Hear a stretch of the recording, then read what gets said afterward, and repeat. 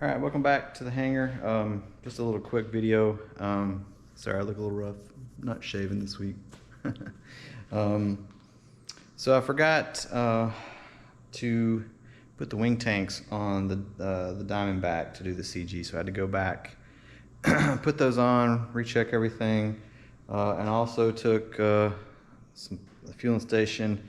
And let me turn this around here for you guys. Go ahead and get this. I put some fuel in the UAT with a little bit in the tank, like I talked about last night. Put it back on the CG, and it was still a little tail heavy. So I pushed these. Actually, sorry. Let me backtrack that a little bit.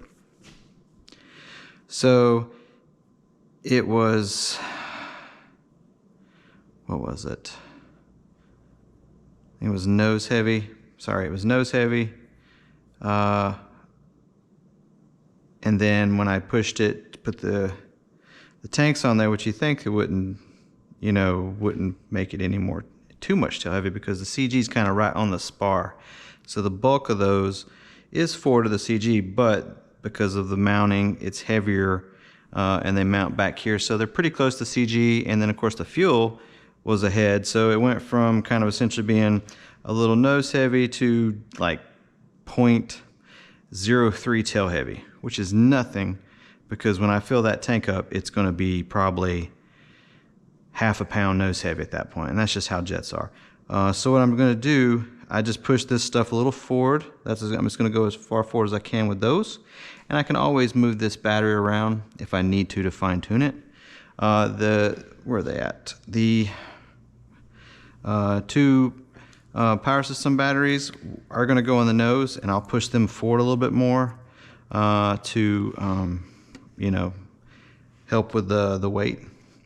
And so another thing I did, and I hope you guys can see this, is this tray in here. Let me get my phone up. The tray is glued in here, and has these little beams that you can kind of see, those little lines, hold on, going across to the front.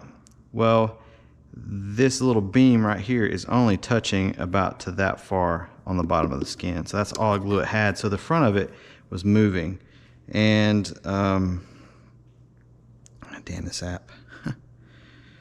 There we go. I'm already recording, so I can't preview it. So I'll just do this. But you can kind of see it in there. And then if you look, the front part of the tray is not even touching the fuselage or the nose cone. So it flexes up there. So I went and glued in two little tabs there at the front to stabilize it, because these batteries are kind of heavy, and it'll keep it from flexing and just kind of lock it in. So that's what I did earlier, and let it glued, or I'm letting the glue dry. And once that's dry, I will come in here.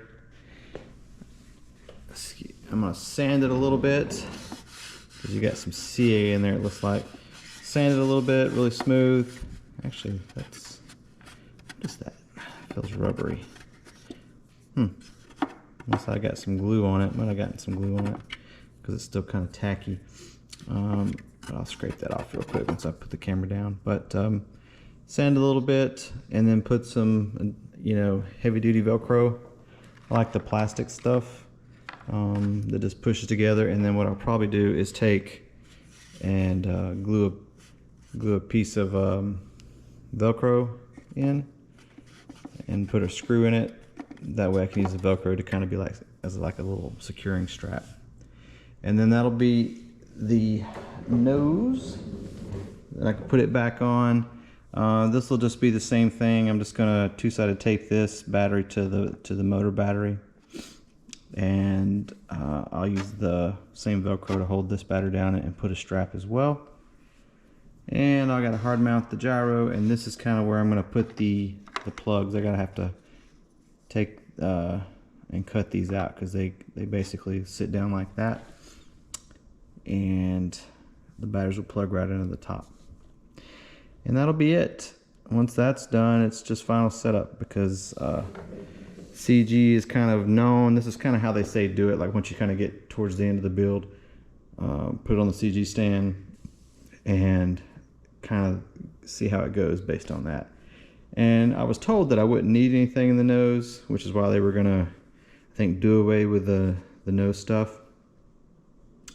But the way I've done mine, if my CG is right, which I'm gonna, you know, I'll check it if I can with the finger, you know, trying to pick it up on the CG, but the CG is supposed to be 305 millimeters aft of the leading edge at the root, which would be right on the spar essentially. And yeah, so that's about it. Getting down to the wire. Tomorrow, I don't know if I'll do anything tomorrow night. I might just take it easy because I gotta mow. But Saturday, I'm gonna start loading up. I'll load up as much as I can Saturday and Sunday, and then I'll work on this in between because it's really kind of getting down to the radio program. This one's stupid easy to do.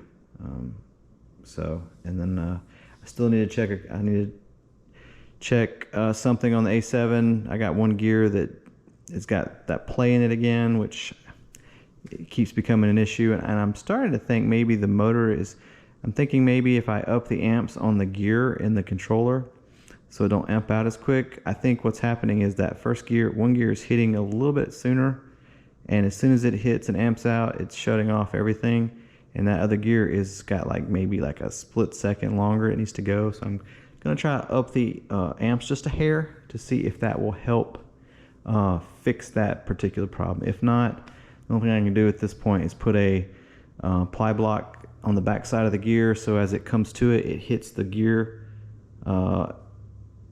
and it's just gonna have to sit there and ride on it, or just let it do like it's doing and keep blurring until it gets to the point where it gets so much slop I just have to replace the gear. And yeah, so anyways, I kind of sidetracked there, but you guys have a good one, and I'll probably do one more video just to kind of show you everything, how it's done, maybe get a run on it before I throw it in the trailer. So you guys have a good one. Cheers.